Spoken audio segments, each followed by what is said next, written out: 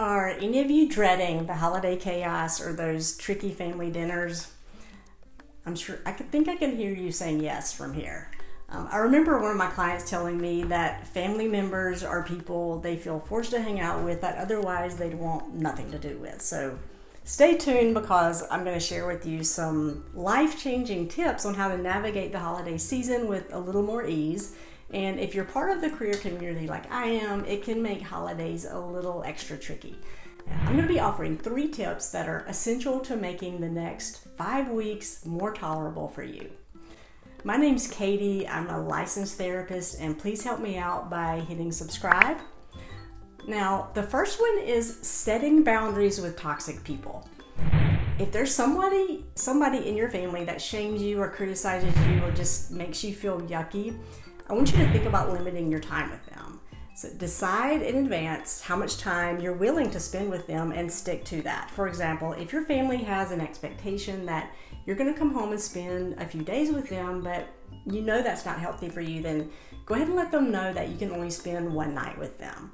Or if they want you to come and spend an entire day, let them know you can only spend 3 hours, or maybe that you'll need to leave before dessert, or whatever you need. So think about what you need and how much you can tolerate being around certain people. Right now, just go ahead and mentally prepare yourself for certain situations or conversations that you know that might come up. Maybe each year you have that uncle that says, "Did you get a boyfriend yet?" Even though they know you only date women.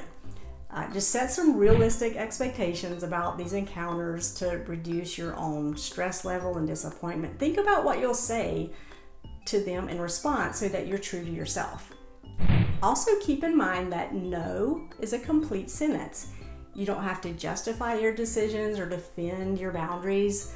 For example, if a family member tries to guilt you into something, be prepared with a concise response. I've made my decision and I'd appreciate it if you'd respect it. And maybe you're expected to attend a religious service that feels uncomfortable for you. You can just say, "I've decided not to go to church with you guys." There doesn't have to be an explanation. You don't have to defend yourself. Let's also discuss responding to inappropriate comments.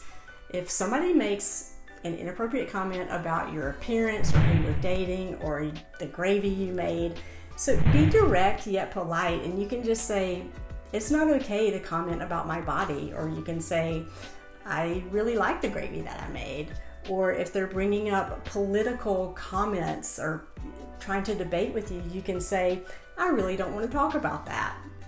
Number 2, creating rituals and prioritizing personal happiness.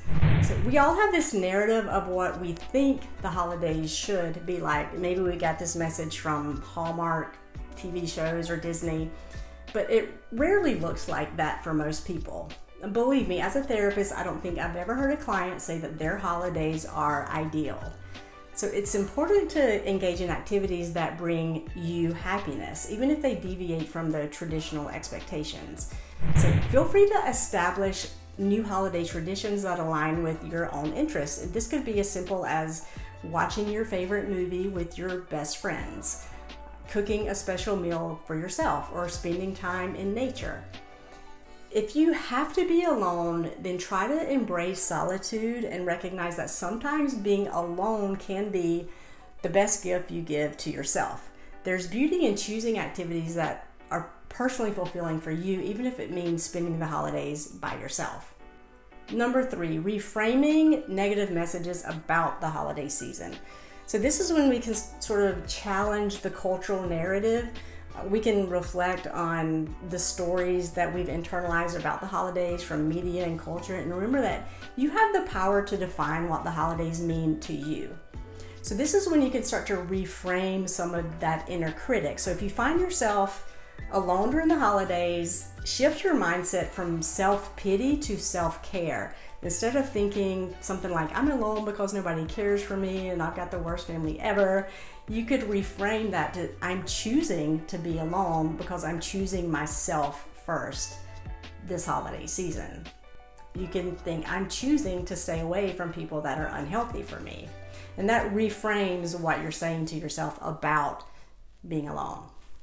It's also important just to embrace all the feelings that come up during the holiday season and don't feel guilty for these feelings. They can range anywhere from loneliness to grief to gratitude, and just allow yourself to feel all these things without feeling guilty about feeling this way. I really love the saying, boundaries are beautiful, and remind yourself that setting boundaries is not only necessary, but it's an act of self-respect. Boundaries allow you to enjoy the holidays on your own terms.